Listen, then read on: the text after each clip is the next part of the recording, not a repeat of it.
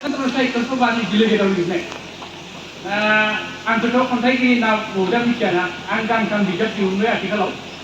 जियानो जा आरो खन्थाइगिरि होननानै आं बान्थाबो मोनबाय दा जियानो जाथों आं बुंनोसै दोंसे खन्थाइ आवरायनो नागिरदों माइ मुंखौ बाबु मुंखौ थुलुंगा होनो थाखाय दै आंनि बैसोआ दायो 64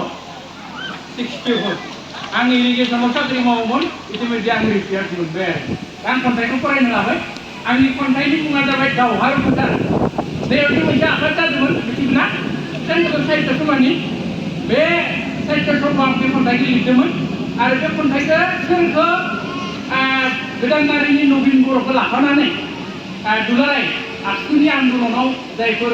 माने मुंख्लं जालांदों बिथांमोनखौ लानानै लिरनाय दा खोनासं दै खोनासं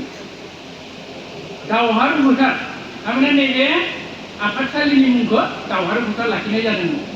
दा आं बेखौ लानानै बे खन्थाइखौ लिरदोंमोन आरो आं सुबिदायावबो अखारदों बे खन्थाइआ आजा ओइ जोहोलाव दावहारु नबिन नार्जारि दा नों दं बबेयाव सोरगोआव ना फातालाव ना मैदामाव ना बबेबा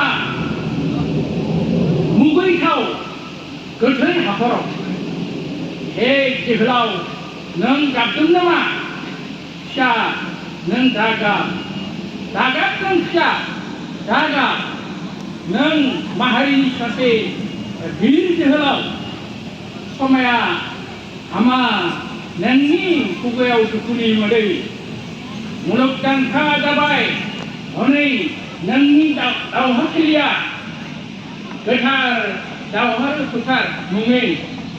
गोथार थावनि बोसोरसालिया जथुमा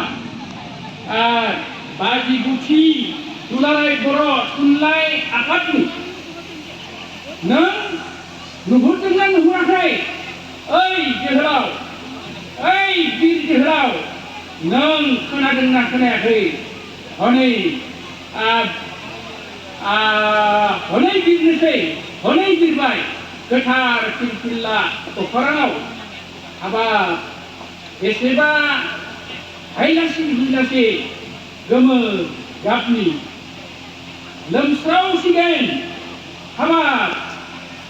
सुबुं लैथोमाजों गिलु बालु नोंनि दावहाथिलि लासिगोन